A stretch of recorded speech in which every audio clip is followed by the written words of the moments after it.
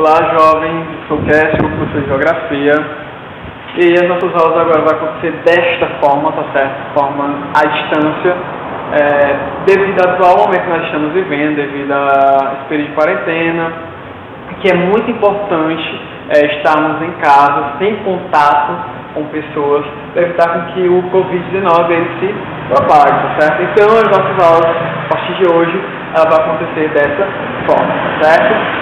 A aula de hoje vai ser praticamente uma aula de revisão, ou seja, nós vamos rever o que nós já havíamos estudado antes de dar início à quarentena, ok? E para isso, pessoal, separei alguns tópicos para a nossa aula de revisão, tá certo? Nós temos aqui primeiro a teoria da deriva continental, 2, a dinâmica interna e externa da Terra, 3, a sociedade e a construção do espaço geográfico, distribuição da população mundial, pirâmide etária e a mobilidade da população mundial, tá bom? Então vamos lá dar início à nossa aula. Só que antes de falar da teoria da deriva continental, eu queria apresentar para vocês os continentes, ok? Nós temos aqui a Ásia sendo o maior continente, composto basicamente por 30% das terras emersas, ou seja, aquelas terras que não estão cobertas por água. Em segundo, nós temos a América, continente americano, com 28%. Em terceiro, nós temos a África, com 20%. Em quarto lugar, a Antártida. Em quinto, a Europa. E o menor dos continentes é a Oceania, certo? Porque a Oceania tem uma característica peculiar e ela vai ser formada praticamente por ilhas, tá certo? E aí, pessoal, nós temos também a distribuição do continente e das águas, ou seja, o planeta Terra, pessoal, é composto basicamente por 71% de água, ou seja, é recoberto por água. E apenas 29% são as terras emersas. E esses 29% tem essa pequena distribuição aqui, ok? Então vamos lá falar um pouco sobre a teoria da deriva continental, ok? Há cerca de 220 milhões de anos, a Terra, essas terras emersas, ele era composto basicamente por um único bloco de rocha, tá certo? Ou seja, era um único continente. E esse continente era chamado de Pangeia, tá certo? E aí, alguns movimentos que nós vamos ver daqui a pouco, tá certo? Foi o que deu origem a esses continentes, e que inclusive eles ainda continuam se distanciando ou se aproximando, ok? Mas vamos lá. Quem propôs a teoria da deriva continental foi Alfred, em 1915, tá certo? As suas principais evidências eram essas: a semelhança da costa brasileira e da costa africana, tá certo? Eles se encaixavam perfeitamente. E os fósseis, como assim os fósseis?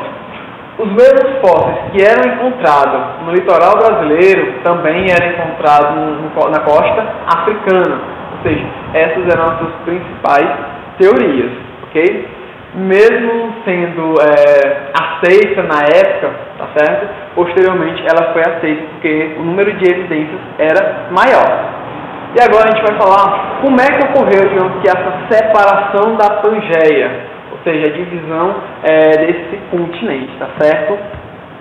A divisão desse continente vai acontecer por conta do movimento convectivo, tá certo? Ou movimento de convecção. Esse movimento vai acontecer no interior do planeta Terra. Como nós vimos, a estrutura do planeta Terra vai acontecer da seguinte forma: a parte mais superficial ela é chamada de crosta terrestre. Nós temos abaixo, nós temos o manto, tá certo? O manto ele é mais maleável, seria a rocha fundida, tá certo? E no interior do planeta Terra nós temos o núcleo, composto basicamente por níquel e ferro.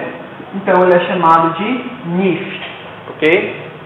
Então, nas regiões mais próximas ao núcleo, ela vai ser mais quente, motivada principalmente por conta da grande pressão que essa região vai sofrer.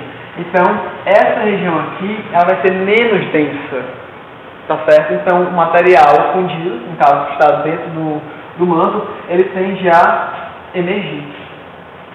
E de acordo com que ele vai se aproximando da parte mais superficial, ele vai se tornando mais, vai esfriando, vai solidificando, se tornando mais denso. Então ele tende a descer novamente. E esse movimento aqui é o que nós chamamos de movimentos convectivos ou movimentos de convecção, ok? Um exemplo muito prático disso aqui é quando vocês abrem a porta da geladeira. Vocês podem notar, quando vocês abrem a porta da geladeira, o ar frio ele tende a descer, ou seja, ele é mais denso, então ele tende a descer, tá certo? Voltando aqui. Então, pessoal, é justamente esse movimento de convecção que vai proporcionar esse deslocamento das placas tectônicas, não é isso? Ou seja, desses blocos de rocha. No caso, quando elas estão se distanciando, nós falamos que esse movimento ele é divergente. Ou seja, estão se separando, ok? Já, quando os movimentos eles estão se chocando, não é isso? Nós chamamos de movimento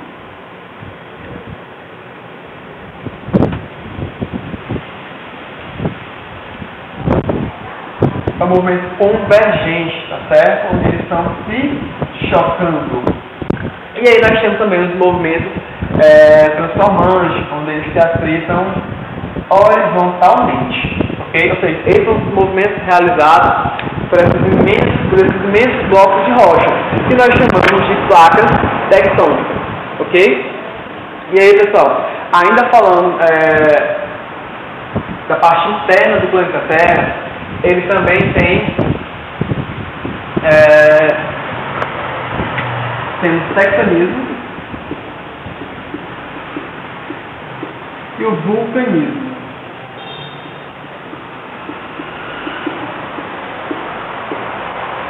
Isso aqui, pessoal, que vai proporcionar, tá certo? Vai proporcionar que ocorra a mudança do planeta Terra. Ele vai acontecer de dentro para fora, ou seja, são os agentes internos, tá certo? Esses movimentos internos, nós temos o tectonismo, são também chamados de abalos sísmicos, são os tremores de terra que ocasionam a mudança na paisagem. E nós temos também o vulcanismo, no caso seria uma liberação do material do interior do planeta Terra, no caso o magma. É isso? Ou seja, seriam os agentes internos.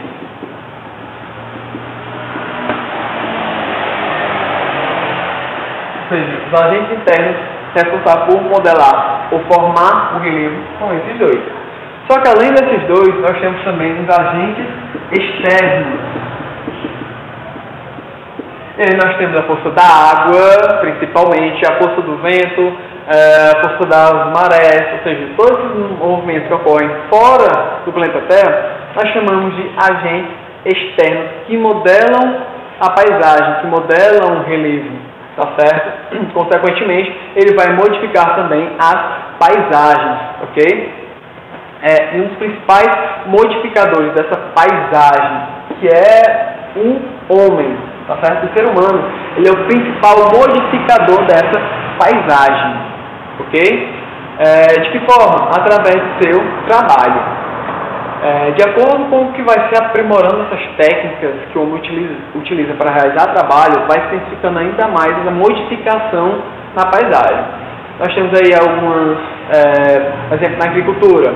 Antes se utilizava apenas a enxada, a forma de arar a terra com uma tração animal, ou seja, eram formas bem simples que alteravam um pouco a paisagem. Já atualmente nós temos a utilização de técnicas mais modernas que tendem a modificar com uma maior intensidade, com uma maior velocidade a paisagem, tá certo? Isso graças à mecanização da agricultura. Isso só para vocês conseguirem perceber que a modificação da paisagem ocasionada pelo homem, que é um agente externo, tá certo? Ele vai se dar através do seu trabalho. Porém, vai ter intensidades diferentes de acordo com o nível de técnica que cada um vai utilizar. Tá certo? Entendidos? Outro de nosso tópico, pessoal, era justamente o crescimento da população mundial, ou melhor, a distribuição da população mundial. Tá certo? Nós vimos há pouco aqui todos os continentes. E aí, a população ela vai estar distribuída de forma irregular por esses continentes, tá certo? O continente que vai ter um grande número de habitantes é o continente asiático, tá certo? Ou seja, só para vocês entenderem, tá certo, que a população vai estar distribuída de forma irregular. E, lógico, vai ser um fator que vai contribuir para essa distribuição, vai ser fatores históricos, fatores naturais, fatores econômicos, que tendem a concentrar ou não uma população naquela determinada região. Certo exemplo, uma região desértica tende a ter praticamente pouquíssimas pessoas naquela região, quando tem são nômades ou habitam os oásis, ok? Fatores econômicos, ou seja, aquelas cidades mais desenvolvidas, que têm mais emprego, tendem a concentrar um maior número de pessoas. Ou seja, pessoal, existem esses fatores que vão contribuir, tá certo? Tanto para atrair quanto para repulsar, digamos assim, a população de uma determinada região. E falando desses fluxos, para nós finalizarmos a nossa aula de revisão, nós temos também os fluxos migratórios, tá certo?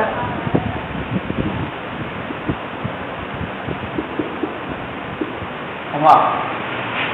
Para entender esses fluxos, a gente tem que entender primeiro o que é migração. Migração é o deslocamento de um único indivíduo ou de um grupo, de uma região para outra, ok? Os motivos da qual a população vai sair de uma região para outra são os mais diversificados, seja por conta de fugir de uma guerra, seja em busca de emprego, melhores condições de vida, enfim. E os mesmos motivos que pode ser considerado como um repulsor, pode ser considerado também como um forte atrator para uma região. Ok? Exemplo, se aqui não tem emprego, eu vou sair de uma cidade em busca de emprego. Ou seja, os motivos são os mesmos. Porém, um não tinha e o outro tinha. Então, sai de um que não tinha para aquele que tinha. Tá certo? E aí, pessoal, falando de migração, é muito importante saber diferenciar emigração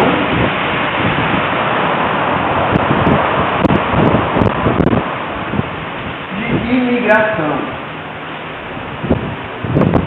Pronto. Emigração, ele é o fluxo de saída. E a imigração é o fluxo de entrada. Tá certo? Ou seja, se eu estiver saindo aqui do Cascavel para morar, digamos, em outro país, tá certo? Vou para os Estados Unidos. Para vocês que estão aqui, cascavelenses, eu vou ser considerado um imigrante, porque eu estou saindo, estou de saída, tá certo? Mas para os norte-americanos, para os estadunidenses, eu vou ser um imigrante, porque eu estou entrando em território deles. Então é isso, pessoal. Espero que vocês tenham entendido a nossa aula de hoje. Se tiverem alguma dúvida, vocês podem entrar em contato e um forte abraço.